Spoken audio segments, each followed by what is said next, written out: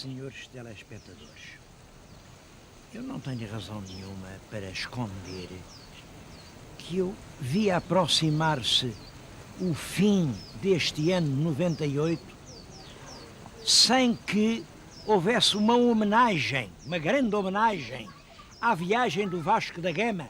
Como sabem, essa viagem é o próprio argumento dos Lusíadas, é o principal acontecimento da história de Portugal.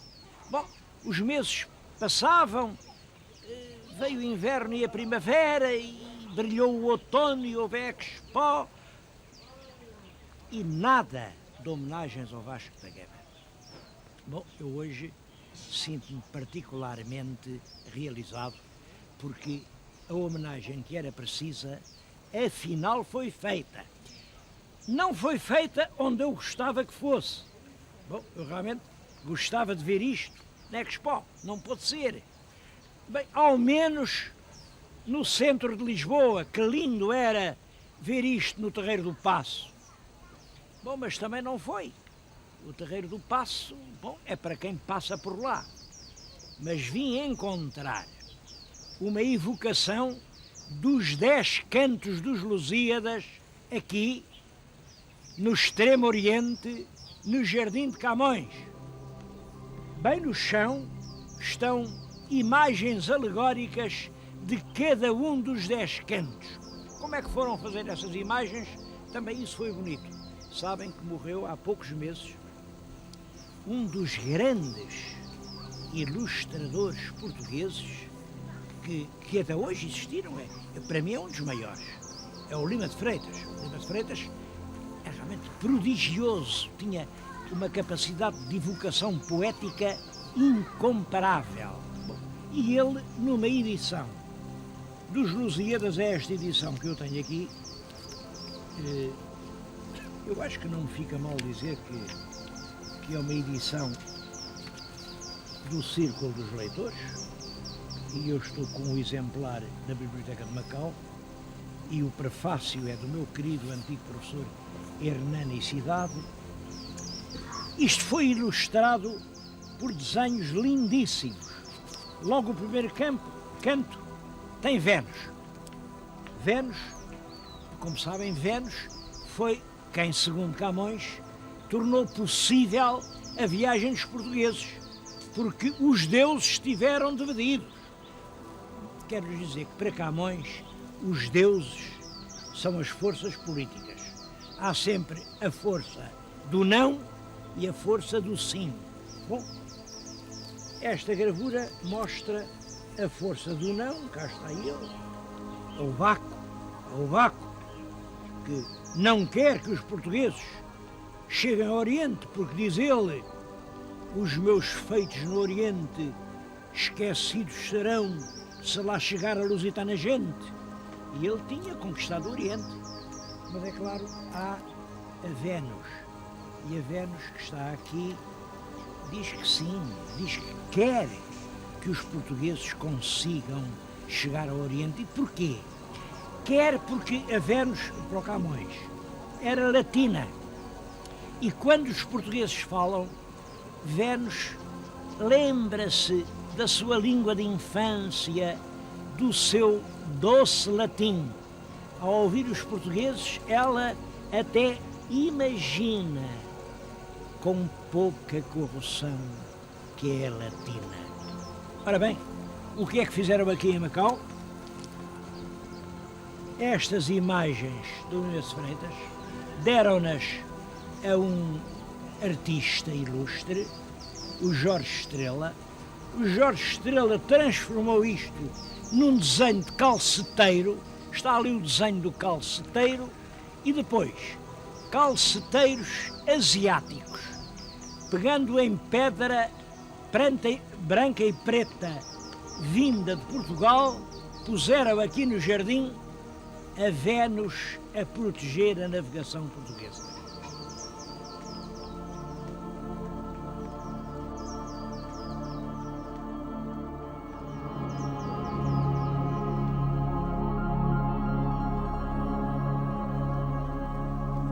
O segundo canto é a visita do rei de Melinde. Lá vem ele, acompanhado de nobres do reino e de senhores, vem de ricos vestidos adornado, segundo os seus costumes e primores. Mas o terceiro canto marca um dos episódios centrais dos Lusíadas, a morte da rainha Ilês de Castro. A leitura não é inteiramente fácil, mas todos veem ali a espada. É a espada dos brutos matadores. Os brutos matadores mergulham a espada no colo de alabastro que sustinha as obras com que amor matado tinha aquele que depois a fez rainha. Esta forma do Camões de aludir aos peitos de Inês, as obras com que amor matou de amores, aquele que depois da fez rainha, é realmente extremamente significativa.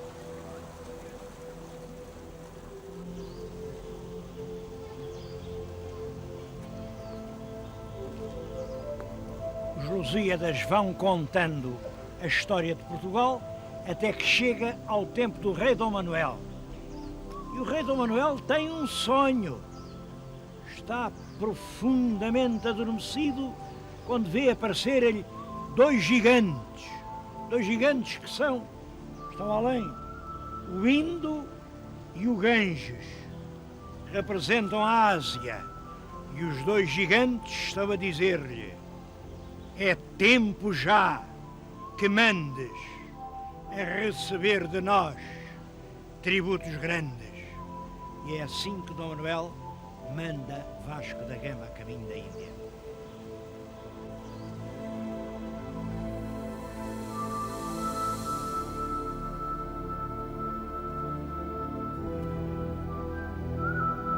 Canto quinto. O gigante Adamastor. Aí está ele, o gigante Adamastor,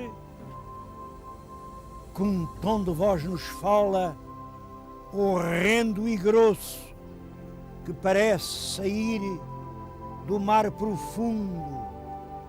Arrepiam-se as carnes e os cabelos a mim e a todos, só de ouvi-lo e vê-lo.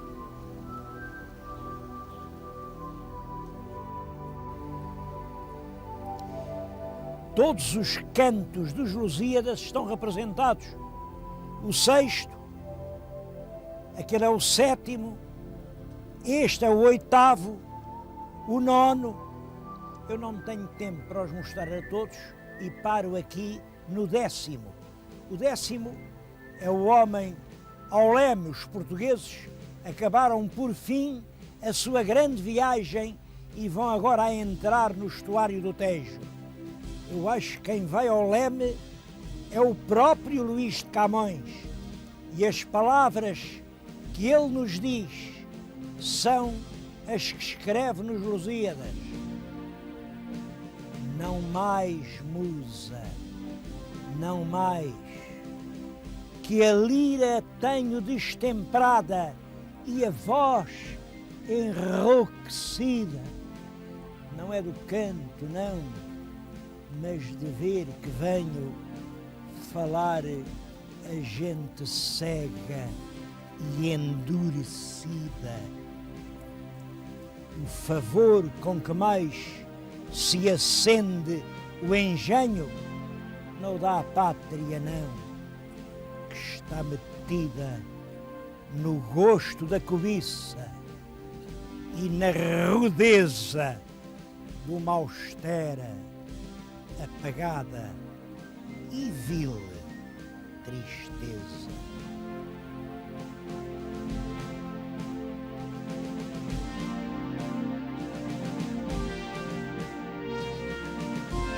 Senhores telespectadores, todos sabem que estes programas são gravados com uma certa antecedência. Ora bem, eu estou a gravar estas palavras no dia 9 de novembro de 1998. E já viram, isto aqui tem qualquer coisa que não é Lisboa. Realmente não estou a falar em Lisboa. Estou-lhes a falar em Macau, diante daqueles penedos. Aqueles penedos são a Gruta de Camões. Foi ali que Camões passou 3 anos da sua vida. Mas o que eu lhes queria dizer é que esta manhã todos os portugueses de Macau, logo às 8 de manhã, ligaram a televisão ansiosos para saber, afinal, o que é que aconteceu, sim ou não. Sim ou não? Bom, depois lá vieram os resultados, não vou dizê-los, já lá vão 20 dias, toda a gente até já os esqueceu, pois foi, claro, o não ganhou, 2,5 milhões de portugueses disseram que não, e o sim teve 1,5 milhão, isto números redondos. Nesta altura eu ainda continuo a ouvir Lisboa, estou a ouvir muitos comentários dos políticos, o que é que quer dizer não, isto tem esta significação. Oh meu Deus, então vocês não veem, é preciso não conhecer o povo português. O povo disse não, por uma razão muito simples. Somos um povo conservador que não gosta de novidades. A palavra exata nem é conservador, é misoneísta. Misoneísta quer dizer ter o horror da coisa nova. O português foi sempre isso. Não gosta de coisas novas. E, portanto, vinha aí regiões e disseram que não. Qualquer pessoa, qualquer bom político podia ter previsto isso. Portanto, o que é preciso agora meditar não é sobre a razão porque 2,5 milhões disseram não. É as razões porque o tal 1,5 milhão disse sim, sim. Esse 1,5 milhão quereria mesmo aquelas regiões que a lei propunha? Tenho muitas dúvidas.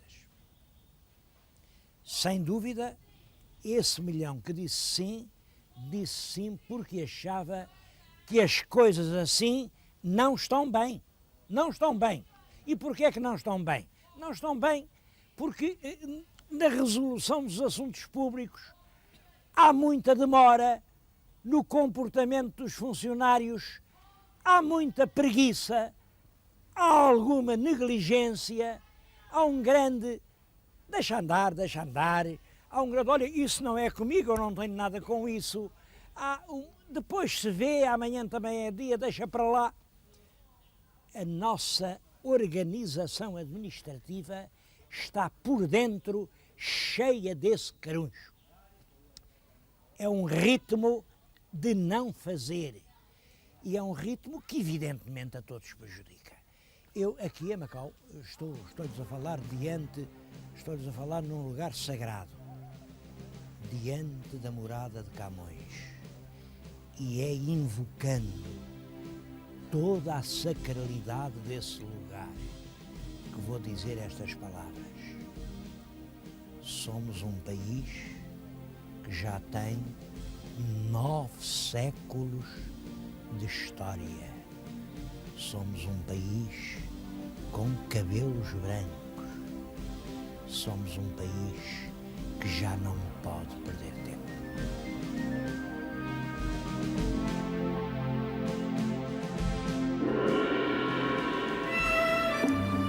Como sabem, quando os portugueses chegaram aqui, deram à cidade um nome muito bonito. Cidade do Santo Nome de Deus de Macau. Bom, isto vem realmente daquele templo à deusa Amá. Porto dizia-se Cao, portanto o Porto de Amá era Amacao, e os portugueses disseram Cidade do Nome de Deus de Macau. É bonito, mas se fosse eu o padrinho da cidade, tinha-lhe dado um nome diferente, tinha-lhe chamado Entroncamento. Bom, entroncamento, como sabem em Portugal, chamamos entroncamento ao lugar onde se cruzam 2 linhas, onde entroncam 2 caminhos. Também chamamos entroncamento àquela cidade onde aparecem, onde os pepinos são do tamanho das abóboras e onde as ervilhas são maiores que as favas. Bom, esses fenómenos do entroncamento. Mas não era por isso. É porque realmente aqui se encontraram a linha do Oriente com a linha do Ocidente. Ainda hoje, quem visita a cidade nota isso de uma forma muito sensível. Por isso, esta cidade devia realmente ser declarada Património da Humanidade. O entroncamento do Oriente com o Ocidente.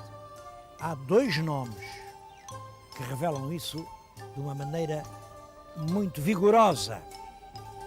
Um nome do século XVI, de um grande poeta português, Luís Vaz de Camões.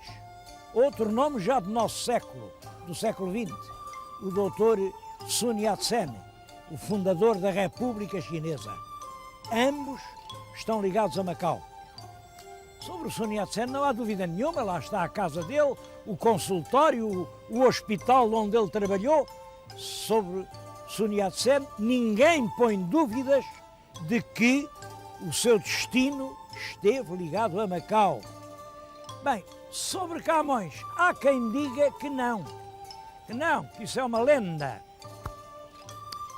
Ora bem, as grutas vêm os penedos, segundo uma tradição que vem desde há muito tempo.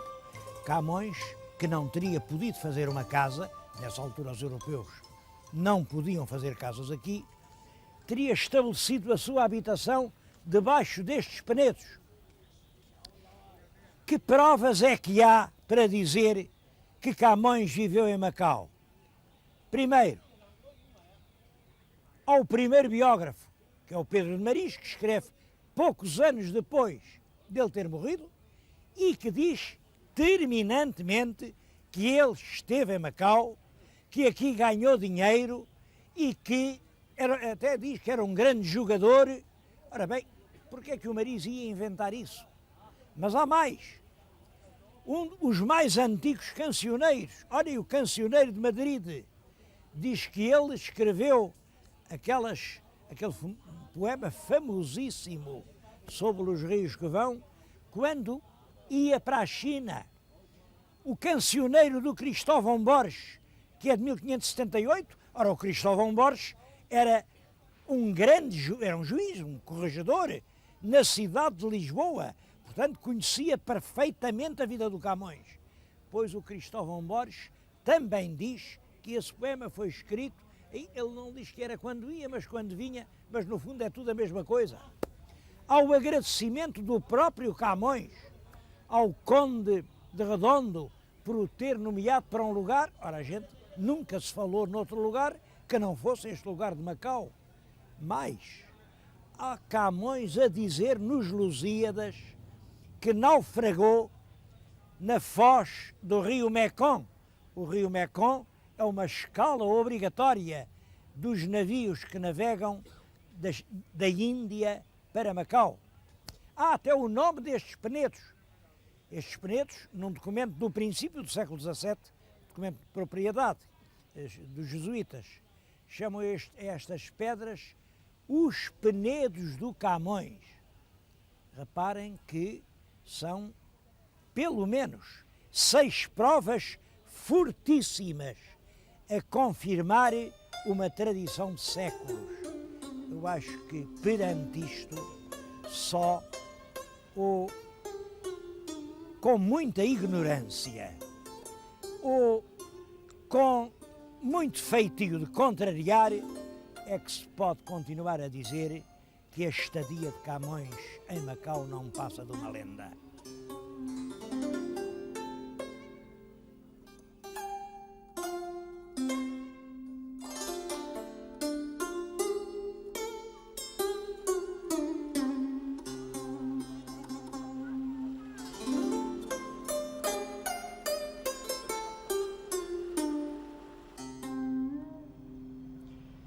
Aqui em Macau as coisas andam muito mais depressa. Eu vou-lhes dar alguns exemplos. O que está diante de nós é o novo Centro Cultural de Macau. Pensem nisto. até o chão para o fazer, teve de ser inventado. Isto era o estuário do Rio das Pérolas. Fizeram o chão, o edifício começou em 96 e vai ser inaugurado no próximo mês de março. São 44 mil metros quadrados, trabalham aqui trabalhadores de 5 nacionalidades. A obra, que aliás é lindíssima, é de um arquiteto português. Bom, isto mostra que também podemos fazer depressa e bem.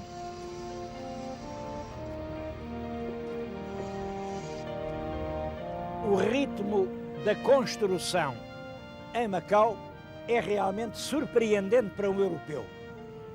Reparem num prédio daqueles. Aquilo foi feito ao ritmo de um pavimento por semana.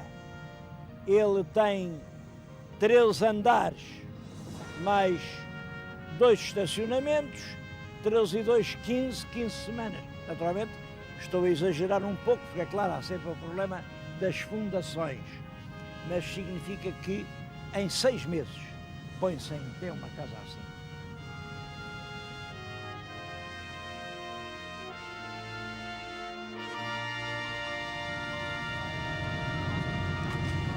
Mas o exemplo mais eloquente é o da nova ponte. Já viram que eu estou aqui com um capacete? Isto não é cenário, é porque estou num estaleiro de obras onde é obrigatório andar de capacete. Trata-se nem mais nem menos do que isto. Estamos a construir uma nova ponte que liga Macau à China. Vêem aquela terra em frente? Aquilo é China. Estão a trabalhar nisto ativamente, noite e dia, milhares de pessoas.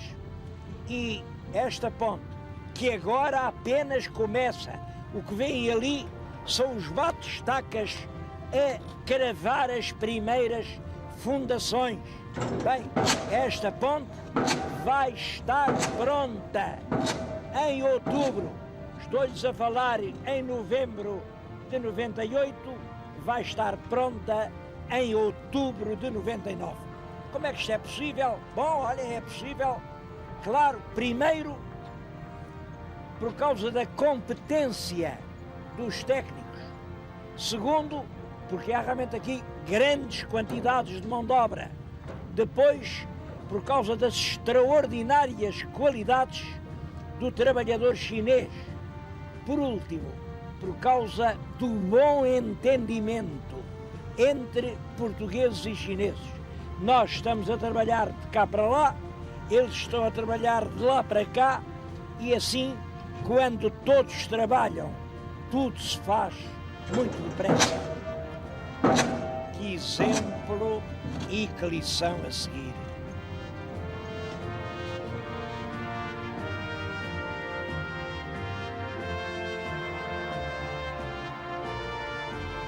O outro grande vulto que fica ligado à história de Macau é o Dr. Sun Yat-sen. É o fundador da República Chinesa. Por sinal que é o único dos heróis modernos que é venerado em toda a China, tanto aqui, na China continental, como na Formosa, apesar da inimizade que existe entre esses dois territórios. Ainda há poucas horas passei aí por um desses ferro-velhos, eles cá chamam-se tintins, e encontrei e comprei esta estatueta do Dr. Sun Yat-sen. É uma estatueta que o representa enquanto Presidente da República. Isso aconteceu em 1911. Depois disso, e durante a vida inteira, ele bateu-se pelo triunfo dos seus ideais. Naquela estátua que está atrás de mim, vê-se uma legenda em chinês, e o que a legenda diz é, literalmente, todos têm o mesmo direito ao céu. Quer dizer, igualdade para todos. É preciso acabar com estas diferenças imensas que criam abismos entre os homens. Este ideal continua a ser o de toda a China e também é o nosso. Isto faz de Sun Yat-sen uma grande figura universal. Acho que não é nada pouco para Macau poder se orgulhar de dois nomes como o nosso grande Camões e como o fundador da República, o Dr. Sun Yat-sen.